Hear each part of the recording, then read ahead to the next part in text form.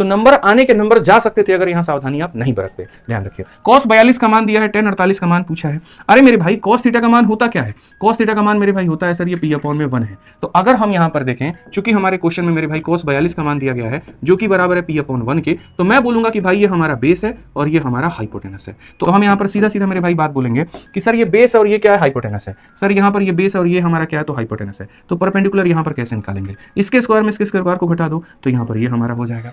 अब tan theta का मेरे भाई मान पूछा है और वो भी किसके बारे में, tan 48 के बारे में। बहुत सारे लोग यहाँ गलती कर देंगे, उन्हें लगेगा tan थीटा पूछा है तो वो मेरे भाई tan थीटा का मान परपेंडिकुलर अपॉन बेस मार देंगे 1 minus p square upon p और ऑप्शन नंबर 8 करके आगे बढ़ जाएंगे। जिस दिन आप ऐसा करोगे ना, आपने अपने जीवन की सबसे बड़ी गलती की है। आप समझिए, ये 90 डिग्री है और ये 42 डिग्री है। 42 डिग्री का मान देकर के 42 का मान देकर के 48 का मान पूछा गया है। तो 90 में से देखो ये 90 हो गया, बाकी दोनों को जोड़ने पर भी 90 आएगा। क्यों? त्रिभुज के तीनों कोनों का जोड़ 180 होता है। अगर ये 90 है तो बाकी दोनों को जोड़ने पर 90 आएगा। उस 90 में ये 42 है तो ये हमारा कितना हो जाएगा, 48 हो जाएगा। अब 48 डिग्री है और मुझे tan निकालना है। tan का मतलब होता है परपेंडिकुलर अपॉन बेस। तो भैया जो इसके सामने होगा वो परपेंडिकुलर होगा और यहाँ जिसके ऊपर में ये टिका है ये इसका आधार होगा। तो सर इसका जो उत्तर आएगा वो ये लंब है और इसका आधार कितना है, तो 1 माइनस p स्क्वायर है। ये देखिए ये कौन सा ऑप्शन में है, बी में है। तो मेरे भाई कौन सा ऑप्शन होगा, बी जो होगा बिल्कुल हमारा सही होगा।